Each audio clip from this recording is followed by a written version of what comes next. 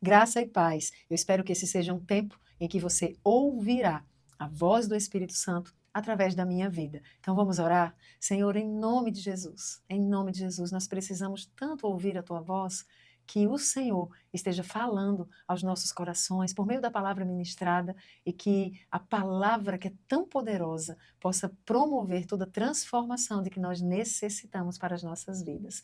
Assim te oramos, em nome de Jesus. Amém. Nós vamos refletir sobre o poder da escolha, sobre a bênção de poder escolher. E eu não sei se você sabe, mas existem culturas em que mulheres não podem escolher com quem vão casar, gente. Imagina, com quem vão se tornar uma, com quem vão formar suas famílias. Meu Deus, tem culturas em que mulheres não podem escolher a que horas saem de casa, que roupa elas vão vestir, elas não podem escolher a profissão, elas não podem escolher se querem morar naquele lugar ou vão morar em outro lugar, se vão viajar, elas simplesmente não podem escolher. E nós temos esse poder, essa bênção em nossas mãos, nós podemos escolher, mas será que nós temos escolhido da melhor maneira? Será que nós entendemos que junto com a bênção há uma grande responsabilidade de escolher? Então, veja só, eu escolhi aqui alguns pontos nas Escrituras que falam sobre essa responsabilidade pelas nossas escolhas.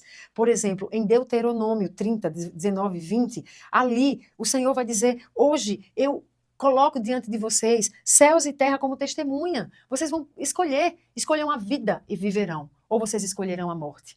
Olha que coisa séria essa escolha que o Senhor propõe. A vida ligada a essa oportunidade de escolher querer vivê-la ou não. Nós temos um outro trecho que está em Josué 24:15, quando Josué vai dizer: olha, se não agrada vocês a servir ao Senhor, vocês precisam escolham hoje a quem vocês irão servir, se aos deuses ou se a Deus. Mas eu e minha casa serviremos ao Senhor. Uma escolha relacionada a quem você se dedicará, a quem você servirá. Nós temos também 1 Reis, quando o profeta Elias, ele se aproxima do povo e ele vai dizer: até quando vocês vão oscilar entre duas opiniões? Até quando? Se o Senhor é Deus, sigam-no. Se é Baal, sigam-no. Se é ele o Deus de vocês. E o povo nada responde, porque o povo quer permanecer nesse lugar, sem ter que escolher, sem ter que se posicionar. Mas minha irmã, esse momento de ministração dessa palavra é já te chamando a essa realidade de que nós precisamos escolher. Não dá para ficar em cima do muro, não dá para tentar viver para agradar dois senhores, não dá. Nós precisamos escolher. João, capítulo 6, versos 67 e 68, o próprio Jesus Cristo vai perguntar aos 12: vocês também não querem ir com eles? E Jesus manda eles fazerem uma escolha, porque aquela multidão, parte deles foi embora. E Pedro respondeu de uma maneira muito linda: para onde nós iremos, se só tu tens as palavras de vida? Meu Deus! Mas Jesus deu a eles a escolha. Jesus disse: querem ir? Vão, escolham agora. Quantas vezes o Senhor Jesus não está nos chamando a escolhermos o que nós queremos viver na nossa vida, mas nós somos responsáveis por estas escolhas. Então fique atento comigo, porque fique atento àquilo que eu vou compartilhar, porque eu escolhi algumas mulheres na Bíblia, essas mulheres e suas escolhas, e eu espero que você possa não se identificar com algumas delas, mas se identificar muito com outras, e aquelas com quem você não vai se identificar, que você realmente não escolha como elas escolheram. A primeira delas é Eva. Infelizmente, Eva escolheu ceder aos seus desejos. Em Gênesis 3:6, a gente tem a narrativa de quando a mulher vê que a árvore é linda, ela olha para o seu fruto e aí parece delicioso e ela desejou. O texto diz que ela desejou a sabedoria que aquele fruto daria. E aí o que ela faz? Ela toma do fruto e ela come. Agora, era tão claro que o Senhor havia dito que não podia que ninguém podia se alimentar daquele fruto, que Adão e Eva não poderiam se alimentar, porque eles conheceriam o bem e o mal e eles morreriam. Mas diante daquilo que ela estava vendo, ela então acha que é muito gostoso e ela deseja, e quando ela cede ao desejo, amados, ela então peca. E com o seu pecado ela se abre para a morte. Ela tinha clareza da limitação que lhe havia sido apresentada. Mas diante do desejo, ela escolheu ceder. A alma precisa estar submetida ao controle do espírito e não aos seus desejos. Você consegue entender isso? Nós somos um espírito e essa dimensão recebe o Espírito de Deus. E Ele nos revela a vontade de Deus. Ele nos dá a graça para cumprir essa vontade. Mas a nossa alma tem os nossos pensamentos, tem as nossas emoções e tem toda a nossa capacidade volitiva, ou seja, os nossos desejos. O que é que a gente quer? O que é que a gente precisa? O que é que eu desejo? E é aí na alma que a gente costuma ser tentado, é onde a gente cai, onde a gente peca e onde a gente, então, passa a ser oprimido pelo maligno, a sofrer as consequências do nosso pecado. Então, deixa eu lhe dizer algo. Minha irmã que está me acompanhando aqui por meio dessa ministração, não ceda ao desejo do que os seus olhos veem. Os olhos são janelas da alma. Por isso, Satanás vai te tentar de todas as formas a partir dos seus olhos. Ele vai colocar diante dele coisas que você vai ver. E aquilo vai mexer com as tuas emoções, vai mexer com o teu desejo. E na hora que você deixar o desejo te controlar, a alma te controlar, é aí onde você se torna um alvo fácil de ser capturado pelo inimigo. Então não permita, escolha dar o controle da sua vida e dos seus desejos ao Espírito Santo. Amém? Nesse sentido, eu tenho um testemunho que eu quero te contar.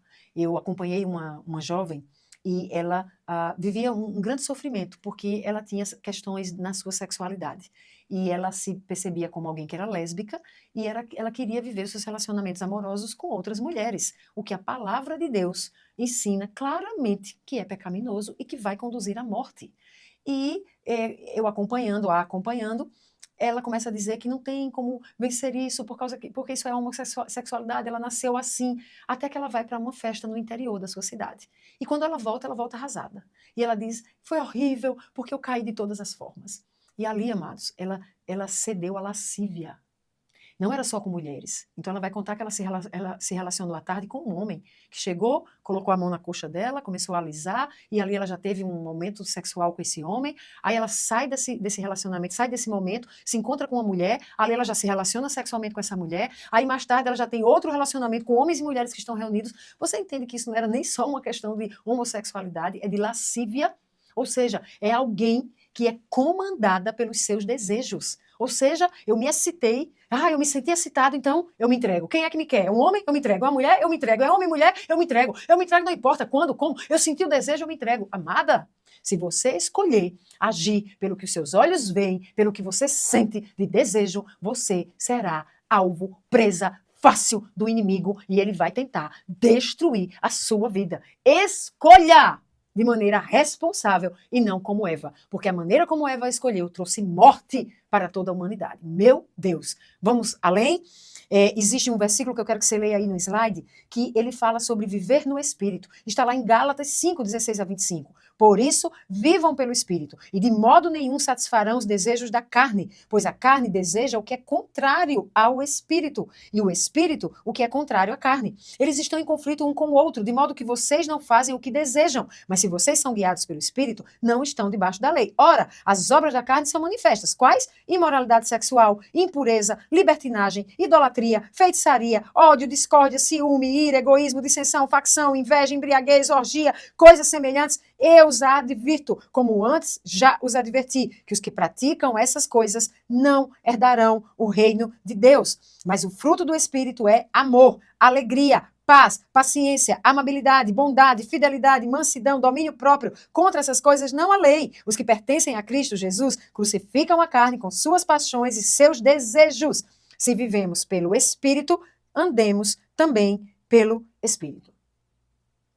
Ou seja, só tem uma forma de você não ceder ao desejo da alma. Sabe qual é? Está aí para você ler. Para não ceder ao desejo e ao domínio da alma, precisamos fortalecer o Espírito. Como é que você fortalece a dimensão do Espírito?